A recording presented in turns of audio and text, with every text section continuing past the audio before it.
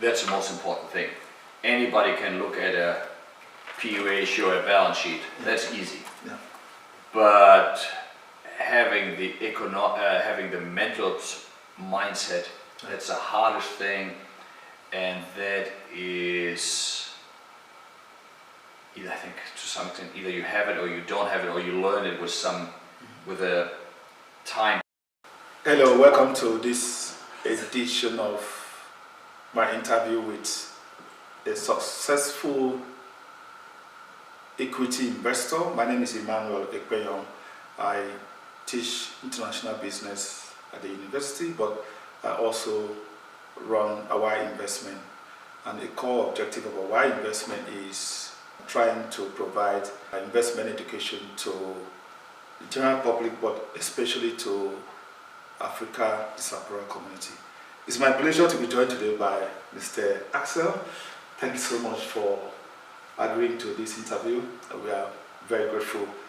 Maybe we should start by asking, who is Axel Krohne? Well, I'm certainly honored that you invited me for this interview. Axel Krohne, I'm managing investments, managing 2 investment funds that invest in all around the world.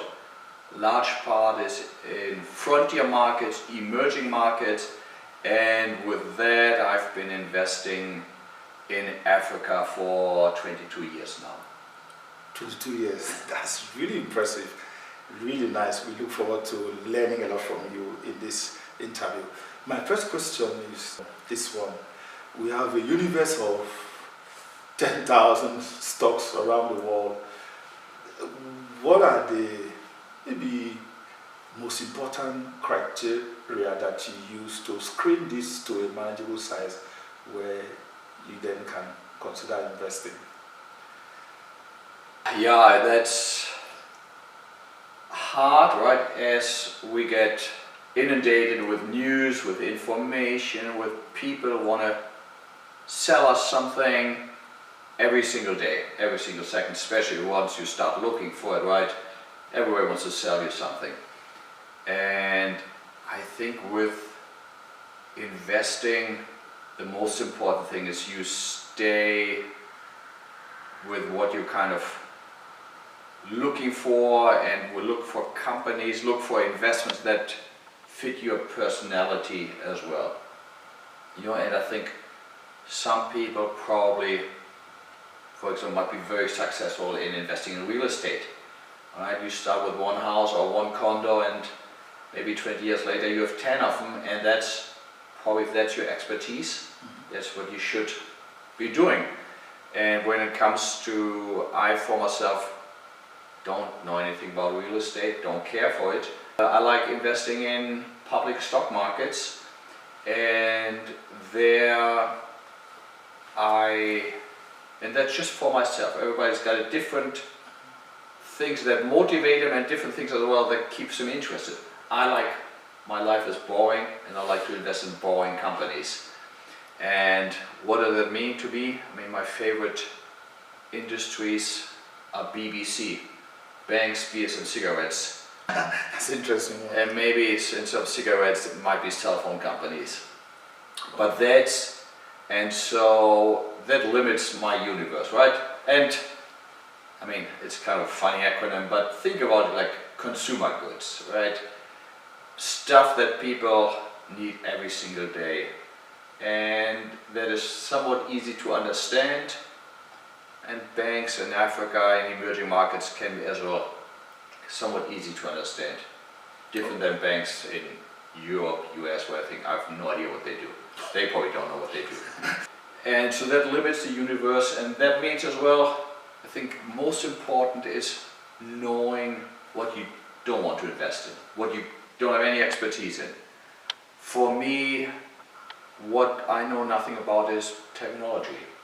I don't know whether NVIDIA is cheap or expensive, and I don't want to try to figure out, so I just don't invest it. I don't invest in commodities. I don't have an opinion on the copper price or the coal price. And if I have an opinion, I'm pretty sure it's wrong. So that's why I just say, okay, I ignore all those things. I for example, don't invest in, let's say, infrastructure, in those assets, because it's hard, because the prices are fixed by governments, and I'm kind of a little libertarian who doesn't trust any government. So that limits it to certain companies, and then I look for companies that are cheap, low valuation, based on cash flow, PE ratio, dividends, all those things. And then I look for companies that don't have any debt, that are solidly financed, that can survive the next crisis, which always comes when you don't expect it. So when all of a sudden this universe from, as you said, 10,000 stocks, investable universe anywhere on the planet, if you say, okay, emerging frontier markets, banks, beer, cigarettes, consumers, cheap, dividend paying, no debt, out of 10,000, you're left with 10 maybe. Oh. And not always, sometimes you don't find any. And if I don't find, I don't invest. Oh. So I think just having the discipline to stay in cash, be patient till everything looks great. Okay. Wow, that's really interesting. We've learned a lot already, so focus on the sector, the segment that you know, and in your case is consumer goods broadly, banks, beer, cigarettes, or consumer goods. Also profitable, dividend, no debt. I want to explore the no debt criterion, because conventional wisdom says that debt is almost a necessity for a business. I mean, if you see funds that are cheap and you have an ambitious program, wouldn't they go for financing? So if you discount that, maybe you can throw more light on that. Yes, of course. Debt, or as we call in the industry, leverage, right? It can make, if you have enough, it can make out of $1, euro, naira profit, 2. Right? You can amplify it. But debt as well, leverage, goes both ways. Yeah. On the upside and the downside, you can get twice as fast rich, but twice as fast poor as well. And in having some debt, if you buy whatever, a utility in the United States or whatever, Coca-Cola, yeah, no problem. I can sleep with that all day long. But if you are a company that operates in any emerging markets, Yeah. whether it's Kenya, Uganda, whether it's Turkey or Indonesia, nothing gets you faster in trouble than having US dollar debt, euro dollar debt, which is cheap until it's for 10 years, until one day you wake up and it's going to be the most expensive form you have, because those currencies tend to depreciate. Yeah. And so, because Naira debt or whatever, right, is expensive. Kenya shilling debt is expensive. No. So euros are cheap until your currency depreciates 30% and you can't service your debt anymore. So for me, this whole investing thing, enterprise thing, it's first I want to sleep well, secondly I want to eat well. Okay. I don't want to lose money, not my own and not for my investors. And not losing money doesn't mean our stocks don't go down tomorrow. They always do. But permanently stay ahead of inflation and stay ahead of depreciation. At 5-10 years from now, those companies are worth much more than today. Okay, thank you. Very, very good, satisfactory explanation on the debts. So for emerging market company, it's probably different. First question, the next follow-up question that I have there is, so for one of the criteria is that the company must be cheap. Some cheap companies might be cheap for a reason, that they are not doing well, therefore they don't attract investors' attention. How do you really sort out between those cheap companies that are cheap for a good reason, that they are not doing well? I'm not very good at that. Yeah, you know, there is two things. Sometimes, yeah, companies are cheap because it's toxic waste, right? It's a business, it's deteriorating and they are permanently impaired, and it's dog poop. And that I don't touch. But sometimes companies are cheap, stocks are cheap because neglect. Operationally they're doing well, and you see, okay, each year they're making more money and they're paying dividends and business is going in the right direction, yet the share price does not appreciate, and it can go sideways for many sleepless nights, where it's just frustrating. Everybody else is getting rich, investing in American tech companies, and you did all the hard work, and your stock just goes sideways, sideways, sideways. But then, so that is the cases I look out for. Okay. And those are the stocks where the company operation is doing well. It's cheap because of neglect, because people are right now not interested in that industry, in that market, and that does happen all the time. And then I think it's quite easy. All you have to do is be patient, because you do not know. One day you wake up and it's twice the price, and then it's too late. You have to be early. Yeah. And in that sense, what's your time horizon when you invest in a stock? You know, many years. Many years. Okay. You mentioned focusing on frontier market. Conventional wisdom tells us that the emerging market has one defining characteristics: the regulatory framework is weak, and because of that alone, most investors will stay far away from it. So how does that do you factor that into your evaluation of companies and the context? Where are they different in the emerging markets? Is there a way you sort the countries in the emerging market? Do you take into account the context risk, the macroeconomic risk, the political risk? Yes and no. Okay. So on a company-to-company basis, no. I evaluate them all the same. And if something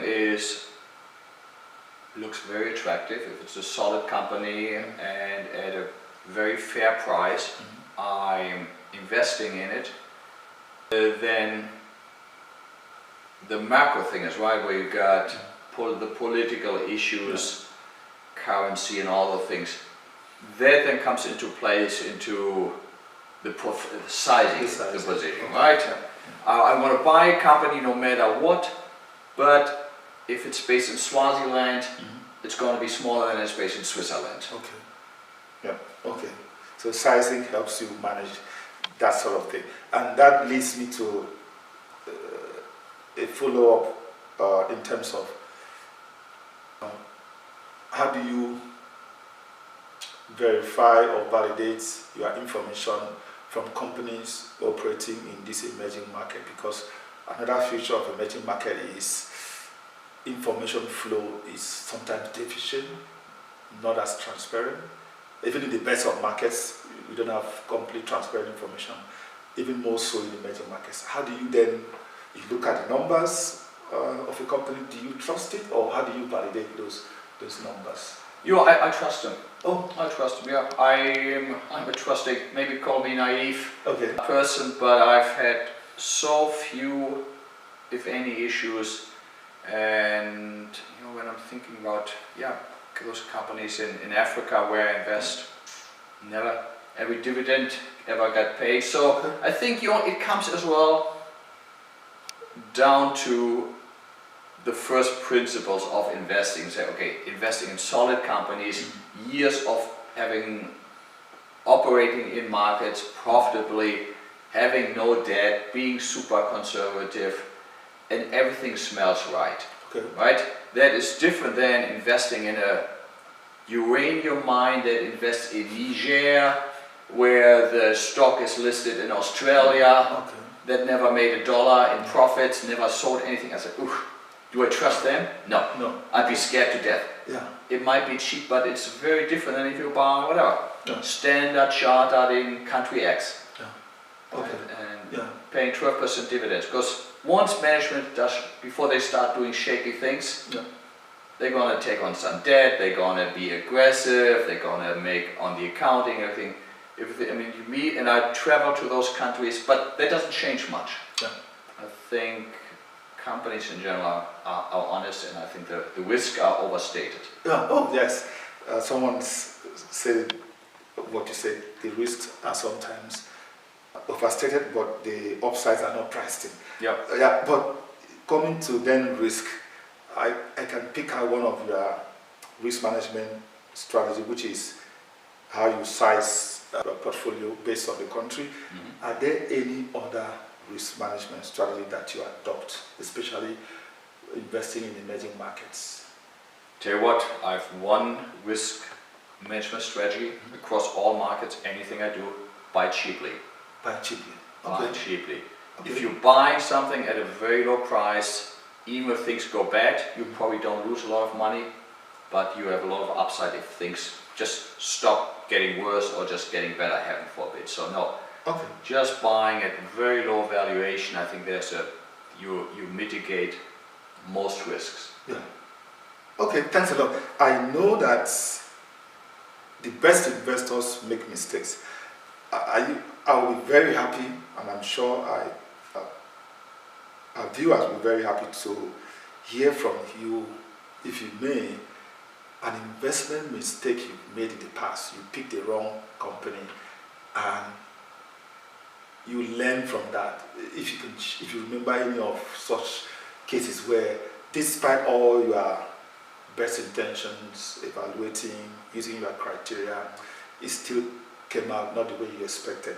Which one can you remember, and what lesson did you learn from that? I tell you, and that probably tells you that my learning curve is not very steep. Okay. As what we call ourselves value investors, right? That is people who buy cheap stuff. Sometimes I find myself drawn to companies that are just cheap, but then they don't do anything, right? They might have, let's say, a property that's worth $10 million and the stock is only worth $3 million, and they say, oh, this is so cheap, I'm getting this land at top location 30 cents on the dollar. And then problem is nobody else cares. They don't grow, they don't pay dividend, nothing happens, and that's what we call a value trap. And then 5 years later I give up, and instead of 30 cents, probably now it's 20 cents on the dollar, and then I sell. I'm just so tempted to buying this piece of land or buying this asset, right? Mm-hmm. For this big discount. Yeah. And if the management doesn't do anything, or they have a lot of cash in the bank, I mean, there's some bunch of small Japanese companies. They don't do anything with it. Looks so tempting because $100 million in the bank, the stock has $70 million market cap, I get everything for free. But then, 5 years later, it's still the same. You didn't make a dime, you got opportunity cost. Then you sell, and the day after you sell, they pay a huge dividend and they double. That's just Murphy's Law. Yeah, we would appreciate if you can share one example, if any, if it's okay, of a company that you invested that turned out the way you explained, value trap. Well, I don't want to give you one example, but in general, where it happened to me many times is in smaller banks. Right, and especially in Africa, in emerging markets, you have the top tier banks that we all know in our markets, and they are super profitable, but they trade at a higher valuation. Okay. And then you got the third tier banks, which is number 15 or somewhere, or number 10, and which might be super cheap based on the book value, but they just never make the money. They don't get the capital as cheaply, they don't get the deposits, they don't It's just their bad, worse operations. Yeah. And that's why I'm always, many times, bought those cheap banks and every single, never made a dime with it. Okay. So I'm trying not to make those same mistakes 10 times, just stop Okay. at 9. Okay, thanks a lot. Then I wanted to check, like, if you were to make one investment now that you would not touch in the next 10 years, in Africa in particular, is there any asset that for you right now, as an example of what you've discussed, buying cheap, profitable, no debt, would you mind sharing just one example that you are seeing now that fits those criteria? You don't have to share if you don't want to, but if you, any example? You know, it's the bank stock, so there's some leverage, but the companies that I have right now that are cheap are, for example, Bank of Kigali. Okay. That is, some company that might be familiar to some of you is EcoBank. EcoBank, yeah. Still trading at a very low valuation. Kenya Commercial Bank. Yeah. You know, there's still, there are a few. Others have moved up, but those are, in those banks, if you look through the financial crisis, through all the things, they've done really, really well and basically never lost money in the last 10 years or so, and always growing. Okay. And paying dividends, so yeah. Yeah. Okay, thanks a lot for sharing that. And then, like, another question that I wanted to ask is, if someone watching me now, say young 20-year-old who wants to go into investment, what advice would you have for them? How should they go about it? And when you ask about investment as a career, or as something that, I think the first thing is you have to be passionate about it. You got to be very curious, and a lot of people say, oh, I just want to make a lot of money. Then it's the wrong motivation, and probably you will not succeed. But I probably have to start off making coffee at some asset management company, some bank, and show them that you can do more than make good coffee. Okay. And just work hard, be smart, and be lucky, right? Yeah. Never underestimate the luck. Yeah.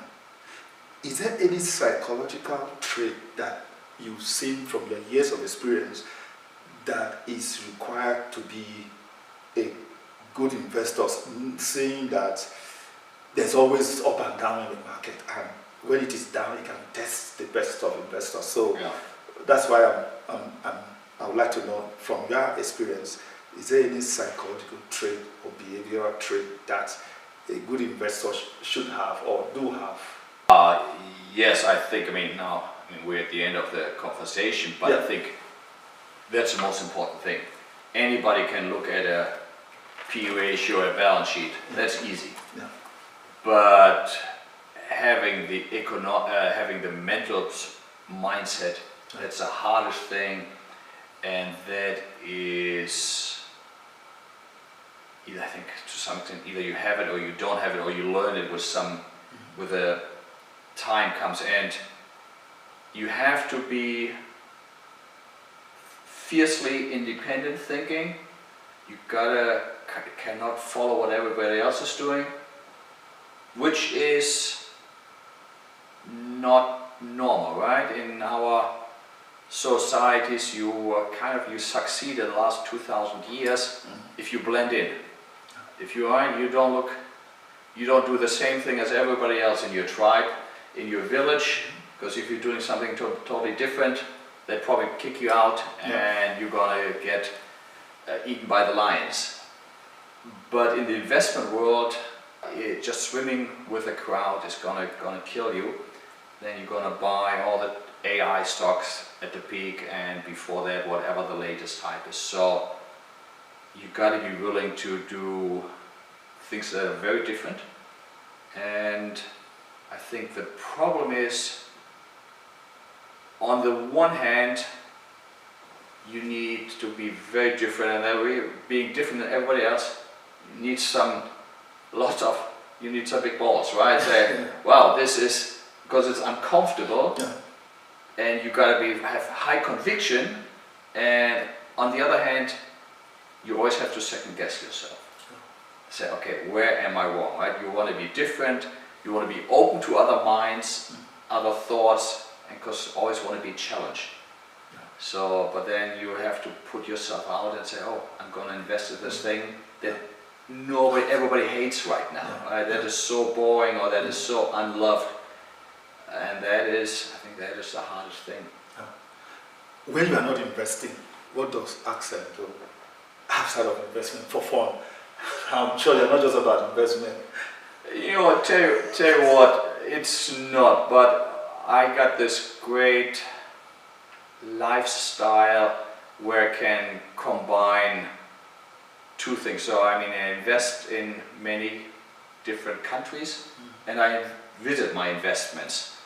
So each year I'm visiting maybe 25 different countries. Wow. I see 100 companies, and there's nothing better than, you know, if you're spending 3 days in Nairobi seeing companies, taking the train to Mombasa and spend the weekend at the beach, and I love seeing whatever companies in Vietnam, and then on the weekend sit on little plastic chairs, drink a beer with locals, and telling me, I find like I learn more from a taxi driver than from central bankers. And that's just tell me how life is. Thank you so much. I really appreciate your time. Thank you. Thank you. Yes. Thank you. Thank you.